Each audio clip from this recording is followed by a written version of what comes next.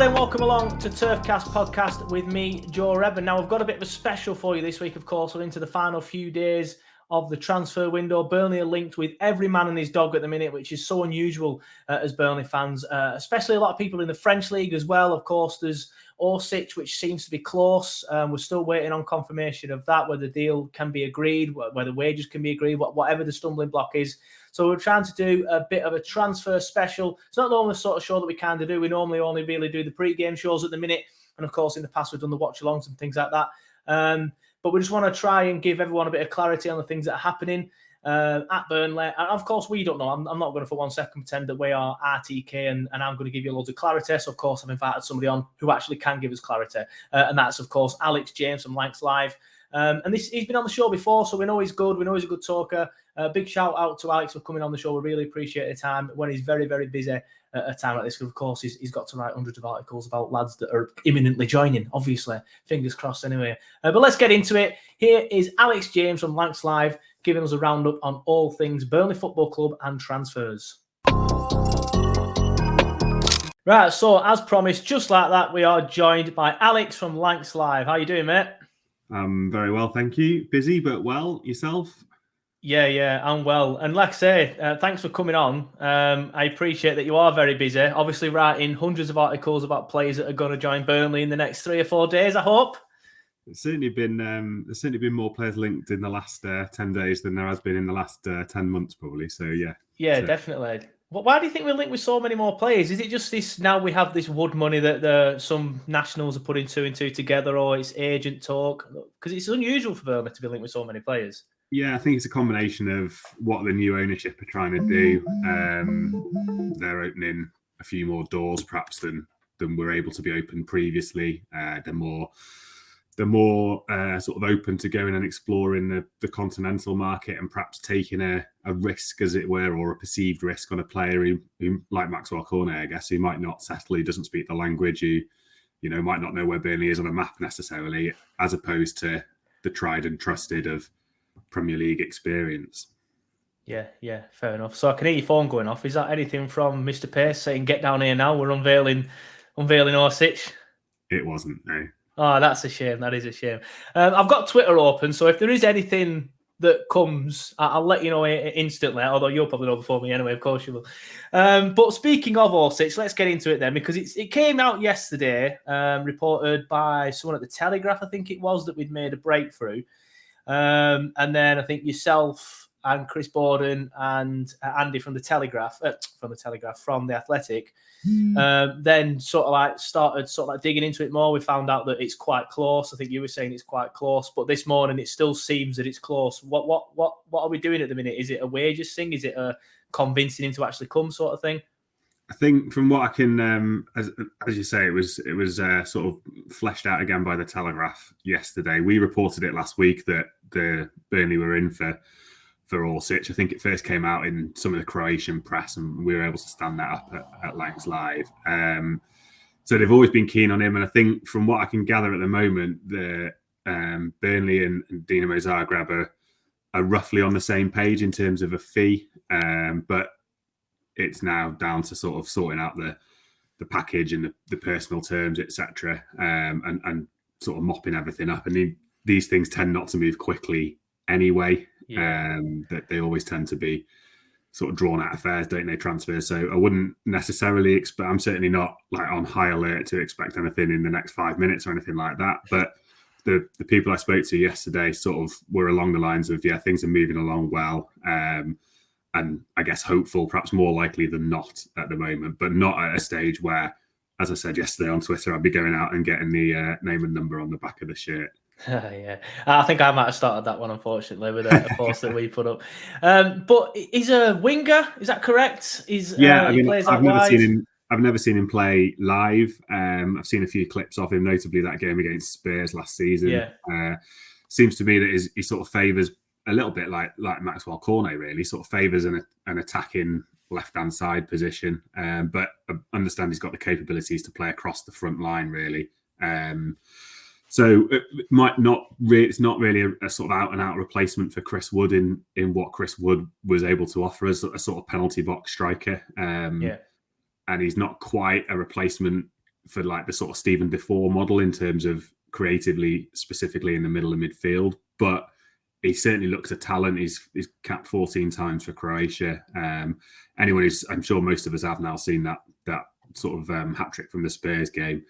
2 of those goals were absolute worldies. Sensational, so he's certainly got a bit about him, and it looks like he'd be confident playing on either side. And we know that creativity, and particularly from wide areas, is something that Burnley have been sort of lacking a little bit over the past few years. And it was one of the 3 main areas they wanted to improve this window were creative midfield, a winger, and a striker. And obviously the striker's been heightened by Wood departing. Yeah, fair enough. Just going back to the deal then, you would think that he's keen. Obviously, I know you probably won't be aware on his thoughts, but you would think with Burnley going so deep into this that he is actually keen on coming. Yeah, you would assume so. I think you would hope that having gone this far down the road, that the indication that the club will have been given in any transfer is that, yeah, he's open to it. Otherwise, why bother?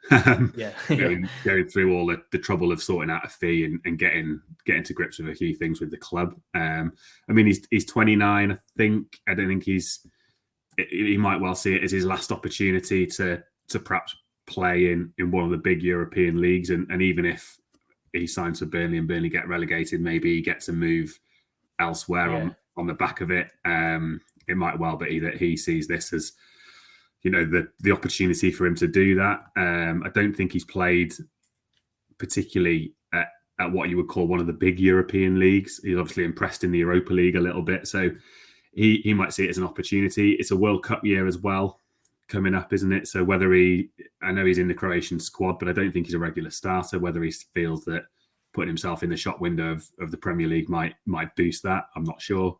But you would certainly hope that he sort of knows what he's getting himself into in terms of coming to Burnley and battling to stay in the division. And I think it would be something of a coup, really, if Burnley were able to pull off a deal for a player who's used to playing European football, who's an international player, and certainly has talent and ability in abundance from what we've seen. Yeah, definitely. Obviously, Orsic is the one that seems most likely, but I know you're busy, so I do want to move on to some others that you've mentioned today on Twitter and in your articles. I was just saying off air to Alex that Alex has done a big article with all the names in it. I'll put it in the link below if you're watching on YouTube so you can read that. But I do want to move on to somebody you mentioned this morning, somebody that's just come out of nowhere, Bamba Dieng. I hope I'm not butchering that name. A Marseille player who is currently at AFCON. Did he score for Senegal last night? I think it was. Yeah. What's the latest for that one? It was well, to be honest, the latest from me is I've just seen it on social media. I don't have anything more to add.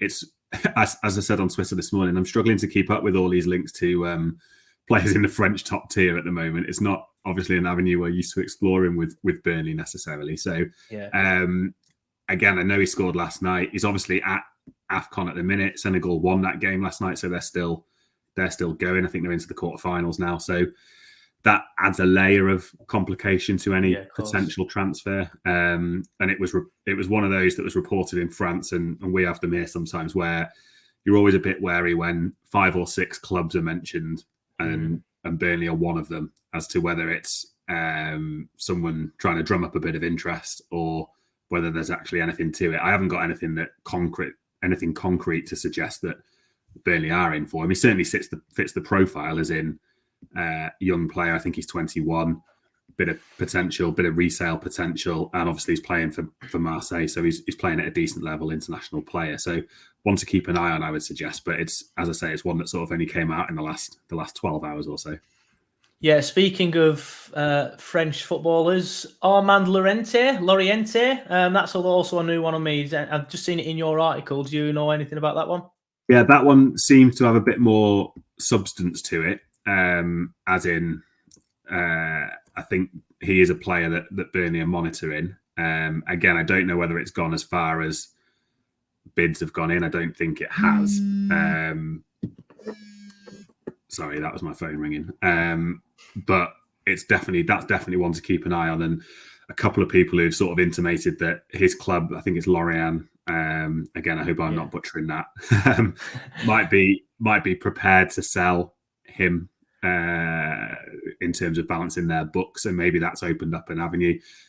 Given we're into the last 5 days of the window as well, starting from scratch now is going to be difficult, and there'll be a lot of names being thrown at Burnley and at every other club by people who have sort of got to this point and hope they might have already had a move and haven't, and clubs who have thought, oh, we need to get rid of this person now because we need to free up budget for player X. So we will probably see an avalanche of names come in over the next sort of 4 or 5 days until Monday. Orsic is the only one I can sort of confidently say that Burnley are in for and are progressing well with. But I've no doubt that they'll be keen to get more than just him in, because he doesn't solve. Well, he's not an out-and-out centre forward, and with sort of Vidra carrying that injury and J-Rod having sort of struggled a little bit for form and fitness over the season so far, that looks like a position that is a necessity as well. Yeah, well, we'll move on to strikers then, shall we? And some people who are a little bit easy to pronounce. Devoca, Orsic and Christian Benteke, they came out at the same time. That all seems to have gone quiet, though. I'm not sure how much interest there actually was in Divoca Orsic, but the Christian Benteke thing sounded like there was actual interest there and bids were made, but then he decided he didn't want to come. I don't know if you know anything different. Yeah, I'm not sure it got to the stage of here's our offer for the player. I think there was sort of contact in the same way that there has been with Aaron Ramsey, sort of initial what's the situation, might he be available conversations, which undoubtedly are going on with more than just the players who are sort of drip feeding out. And from, as you said, from Christian Benteke's point of view, it doesn't look like something that he'd be interested in. He's featuring sort of semi-regularly at Palace as well, isn't he? Yeah. In terms of Orsic, he's out of contract in the summer. Again, I don't have any inside information on that one, other than I think it would be a stretch to expect him to come to Burnley at this point, given he might have his pick of a few more clubs in the summer, and we're not quite sure where Burnley are going to be next season. So I think that one would be unlikely, and the fact that it's sort of died down over the last week or so on those two suggests that not much is going forward on that pair. Yeah, I think Orsic might have some decent European clubs after, if I'm being honest. When you look at the likes of Tammy Abraham and he's gone to Roma and doing all right at Roma, I think Orsic can expect probably something similar. You mentioned Ramsey as well. That was another one I wanted to ask you about, but you just said then that's probably just more a bit of a case of Burnley picking up the phone, asking Juventus, saying what the situation is. He's definitely a player Burnley inquired about, but we know what his wages are, and we know, we know they're out of Burnley's ballpark anyway, and we know that he probably feels as though he can, if he was to come back to the Premier League, he might be looking a bit higher up than the team who are 20th in it. But nothing else has materialised. I've seen links with half a dozen clubs for Ramsey, and he's still a Juventus player at the moment, and it doesn't appear like he's got any sort of future at Juve. Whether, as we get closer to deadline day, whether he sees Burnley as an option and it's something that can be sort of re-looked at, if you like, in the closing 48 hours, I guess that's a possibility. But there's going to have to be a lot of ground covered to have him slot into a wage structure.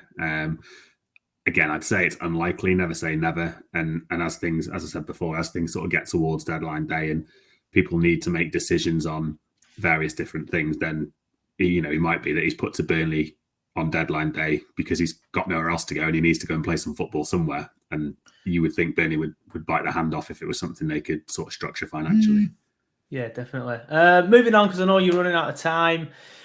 Some of the links that have gone a bit quiet recently. Lyndon Dykes. I wasn't really sure on that one anyway, but what was the interest on that one? Was it again just a case of seeing what the situation was? Because he's another striker, isn't he?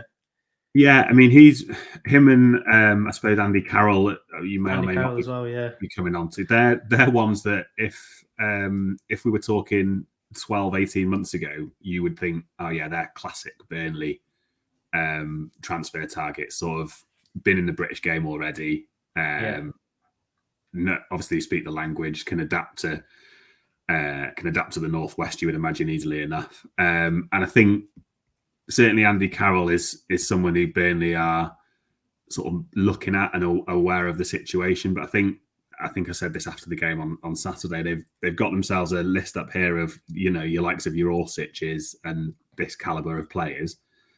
And then Andy Carroll might be someone who, we can we do that deal because we've done X and Y, or we've missed out on X and Y.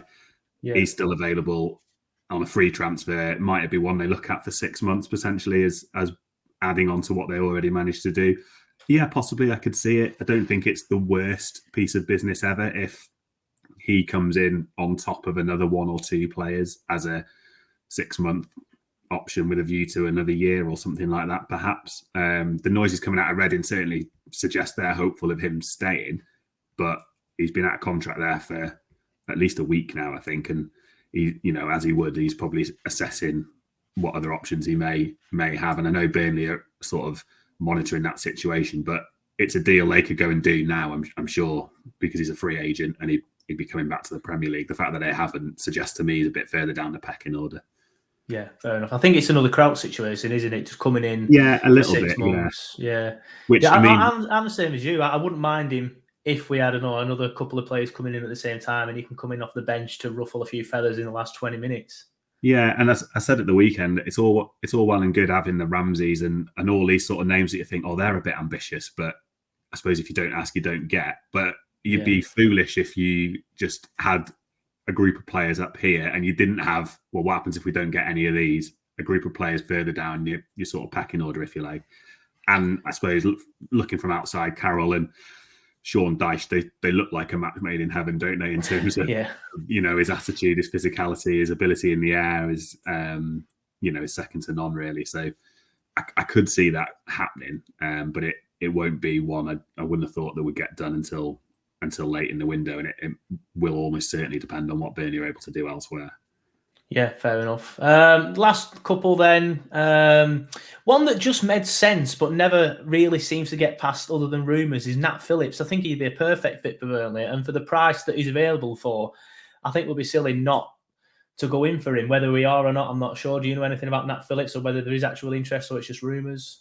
There was interest last season, and he was definitely a player Burnley were looking at. I know Sean Dyche is a fan of Nat Phillips. I think at the moment, the goalposts have shifted somewhat in that right here, right now, centre-half isn't a priority. The problems are at the other end of the pitch. I know Tarkowski is not going to be a Burnley player, or almost certainly not going to be a Burnley player next season, but Nathan Collins has been a really good signing, looks a really good bit of business. He's impressed when he's played, and you've also got sort of Kevin Long in the background there as well. So you are sort of stocked at the minute for centre halves, and I just think with the money Burnley have got, their positional priority is elsewhere. So I'm not aware that Phillips interest, which certainly was there last season, has been sort of followed up at all this season, just because as I say, they're keen to get forward thinking players in at the minute.